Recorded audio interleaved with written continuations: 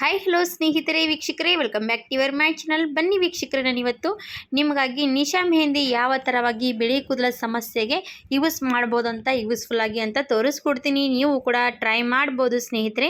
ಇವಾಗ ನಿಶಾ ಮೆಹಂದಿ ಬಳಸುವಾಗ ನಾವು ಏನೆಲ್ಲ ಹಾಕಿ ಮೆಹಂದಿ ಕಲಿಸ್ಕೋಬೇಕಂತ ಇವತ್ತಿನ ವಿಡಿಯೋ ಮುಖಾಂತರ ತೋರಿಸ್ಕೊಡ್ತೀನಿ.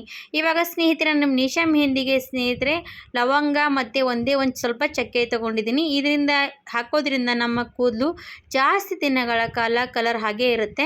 ಹಾಗೆ ನಮ್ಮ ಕೂದಲಿಗೂ ಕೂಡ ತುಂಬಾ ಉಪಯುಕ್ತ ಅನ್ಬೋದು. ಲವಂಗ ಮತ್ತು ಚಕ್ಕೆ ಹಾಕೋದ್ರಿಂದ ನಮ್ಮ ಕೂದಲು ಕಲರ್ ಹಾಗೇ ಇರುತ್ತೆ. ಹಾಗೆ ಕೂದಲು ಕೂಡ ಬೆಳವಣಿಗೆ ಕೂಡ ಆಗೋದಕ್ಕೆ ತುಂಬಾ ಉಪಯುಕ್ತ ಅನ್ಬೋದು.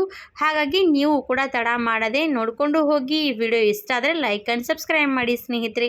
ಯಾರೆಲ್ಲ ಹೊಸದಾಗಿರೋರು ಕೂಡ ನಮ್ಮ ವಿಡಿಯೋಗೆ ಸಪೋರ್ಟ್ ಮಾಡಿ ಅಂತ ಕೇಳ್ಕೊಳ್ತೀನಿ.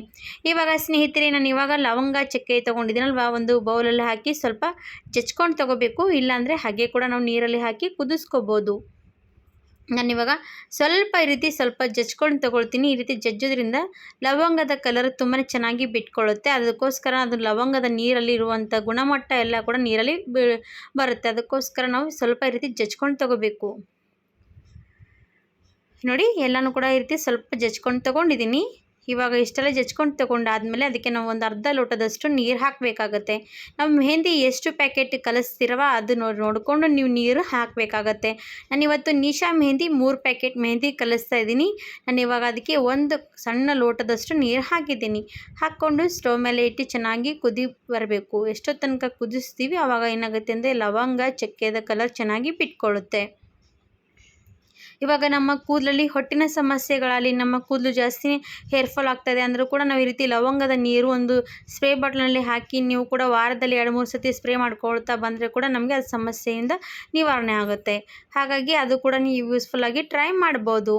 ಇವಾಗ ನೋಡಿ, ನೀರು ಚೆನ್ನಾಗಿ ಕುದೀತಾ ಇರುವಂಥದ್ದು. ಕುದಿಸ್ಕೊಂಡು ಚೆನ್ನಾಗಿ ನೀರಲ್ಲಿ ಲವಂಗದ ಕಲರ್ ಬಿಟ್ಕೊಳ್ಳೋವರೆಗೂ ಕೂಡ ನಾವು ಹಾಗೇ ಕುದೀತಾ ಇರಬೇಕು ನೀರು. ನೋಡಿ, ನಾನೊಂದು 2-3 ನಿಮಿಷ ಆಯಿತು. ಲವಂಗದ ಜೊತೆಗೆ ನೀರು ಎಷ್ಟು ಚೆನ್ನಾಗಿ ಕಲರ್ ಬಿಟ್ಕೊಂಡಿರೋದಂಥದ್ದು. ಈ ಥರವಾಗಿ ಕುದಿಸ್ಕೊಂಡು ತೊಗೊಂಡ್ರೆ ಸಾಕು. ನೀವು ಬೇಕಾದರೆ 1 ಸ್ಪೂನಷ್ಟು ಟೀ ಪುಡಿ ಕೂಡ ಅದರಲ್ಲಿ ಆ್ಯಡ್ ಮಾಡ್ಕೋಬೋದು. ನಾನು ಹಾಕ್ತಾಯಿಲ್ಲ, ನೀವು ಬೇಕಾದರೆ ಹಾಕ್ಕೊಳ್ಳಿ.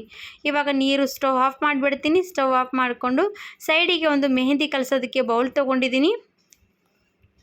ಇವಾಗ ನೋಡಿ, ನಾನು 3 ನಿಶಾ ಮೆಹಂದಿ ಪ್ಯಾಕೆಟ್ ತೊಗೊಂಡಿರೋಂಥದ್ದು. ನಾನು ಇವಾಗ 3 ತೊಗೊಂಡಿದ್ದೀನಿ. ಯಾಕಪ್ಪ ಅಂದರೆ ತಲೆ ಕೂದಲು ತುಂಬಾ ಜಾಸ್ತಿ ಪ್ರಮಾಣದಲ್ಲಿ ಜಾಸ್ತಿ ಇದೆ ಅಂದರೆ ಸ್ವಲ್ಪ ಮೆಹಂದಿ ಜಾಸ್ತಿನೇ ಬೇಕಾಗುತ್ತೆ. ಹಾಗಾಗಿ 3 ಮೆಹಂದಿ ತೊಗೊಂಡಿದ್ದೀನಿ. 10 ರುಪೀಸ್ಗೆ ಒಂದು ಪ್ಯಾಕೆಟ್ ನೋಡಿ. ಇವಾಗ ನೀರು ಸೋದಿಸ್ಕೊಂಡು ತೊಗೊಂಡಿದ್ದೀನಿ ಬೌಲಲ್ಲಿ. ನಾನಿವಾಗ ಮೆಹಂದಿ ಕಟ್ ಮಾಡಿಕೊಂಡು ಹಾಕ್ತೀನಿ ಪ್ಯಾಕೆಟು. ಇವಾಗ ನೋಡಿ, ನಾನು ಅಷ್ಟು ನೀರು ತೊಗೊಂಡಿದ್ದೀನಲ್ಲ, ಕರೆಕ್ಟಾಗಿ ನೀರಿಗೆ ಈ ಮೆಹಂದಿ ಮಿಕ್ಸ್ ಮಾಡ್ಕೋಬೋದು. ಮತ್ತು ಸ್ವಲ್ಪ ಕಡಿಮೆ ಜಾಸ್ತಿ ಬಿದ್ದರೆ ಮೇಲಿನ ನೀರು ಹಾಕ್ಬೋದು. ಇಲ್ಲಾಂದರೆ ಅಷ್ಟೇ ನೀರಲ್ಲಿ ಕೂಡ ನೀವು ಕಲಿಸ್ಕೋಬೋದು. ನೋಡಿಕೊಂಡು ಹಾಕಿ ಕಲಸಿ. ಬೇಕಾದರೆ ಕಡಿಮೆ ಜಾಸ್ತಿ ಬಿದ್ದರೆ, ಇಲ್ಲ ಒಮ್ಮೆಗೆ ತೆಳುವಾಗಿ ಕಲಿಸ್ಕೊಳ್ಳೋದಕ್ಕೆ ಹೋಗಬೇಡಿ ಮೆಹಂದಿ.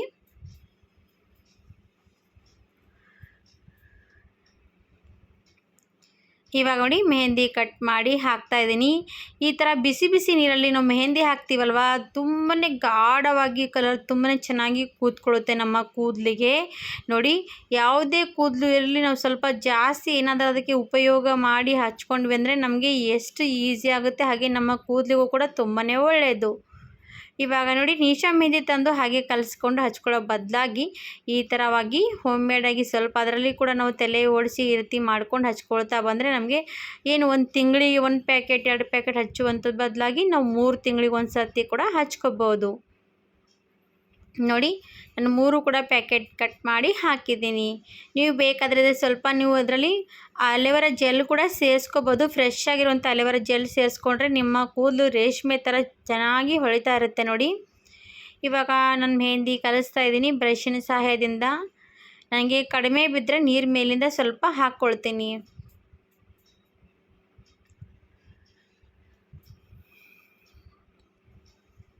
ನೋಡಿ, ನಮಗೆ ತಲೆಗೆ ಮೆಹಂದಿ ಅಪ್ಲೈ ಮಾಡೋದಕ್ಕೆ ಯಾವ ಹದ ಬೇಕೋ ಆ ರೀತಿಯಾಗಿ ನೀವು ನೀರು ಹಾಕಿ ಮಿಕ್ಸ್ ಮಾಡ್ಕೋಬೇಕಾಗತ್ತೆ.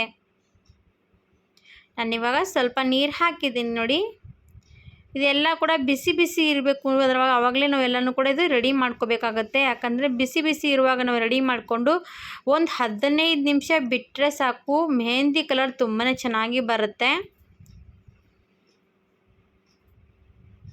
ಹಾಗೆ ಸ್ವಲ್ಪ ಕೂಡ ಗಂಟು ಗಂಟು ಥರ ಇರಬಾರ್ದು.